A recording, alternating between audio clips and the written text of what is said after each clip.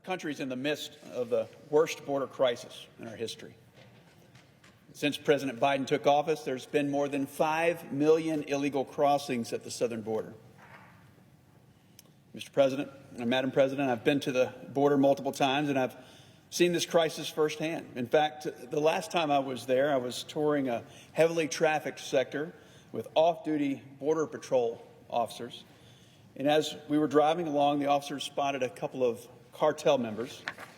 And one of the officers turned to me, and he apologized, and he said, "I'm sorry, but I'm going to have to go on duty now." And he went over, and he apprehended and he arrested the cartel members there right on the spot. Now, this is just a small taste of what they have to face each and every day. But we have to keep these men and these women in our prayers. We must give them all the tools that they need to keep our homeland safe. Beyond the rampant lawlessness, the crime, the human trafficking, one of the worst aspects of this crisis is the devastating amount of drugs that is pouring into our country. The last annual numbers showed that over 100,000 Americans died just last year from drug-related overdose, and about 90% of those was related to fentanyl.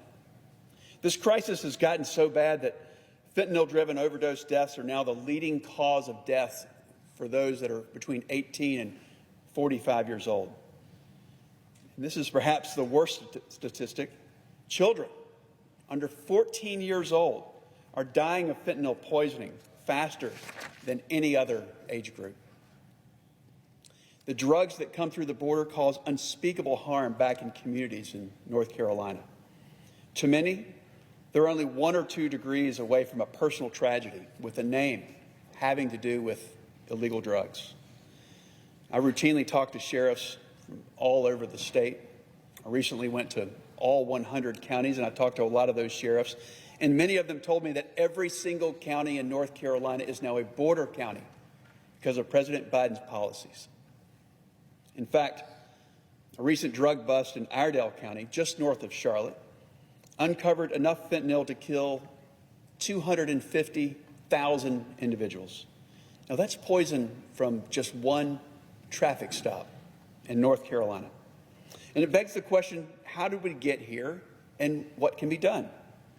Well, we got here at precisely the moment that President Biden stopped enforcing the law at the southern border.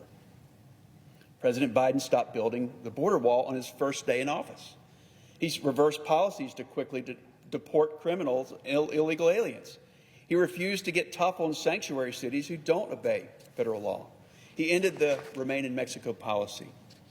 And next month, he'll end Title 42 with no plan on how to manage the impending surge. The story of President Biden's border crisis is one of preventable tragedies compounding day in and day out. And if the White House won't act to stop it, then Congress should. The very first bill I introduced as a U.S. Senator is called the Build the Wall Now Act. It requires border wall construction to restart immediately. It removes all illegal roadblocks to construction, or all legal roadblocks to construction, and it unlocks $2.1 billion in unspent funding. I've seen for myself the idle, heavy equipment just sitting there, the concrete and the steel that is sat unused since January 20th of 2021. My bill, it simply orders the Biden administration to use those supplies and finish the job.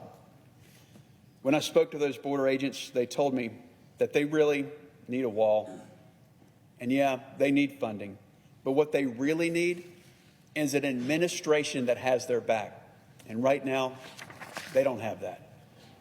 Securing the border, it used to be a bipartisan issue.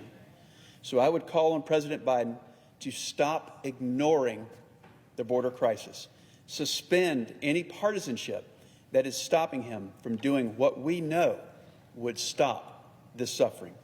And for the sake of our law enforcement, for our parents, for our children, we need this administration to change course so that we can save lives. Madam President, I yield the floor.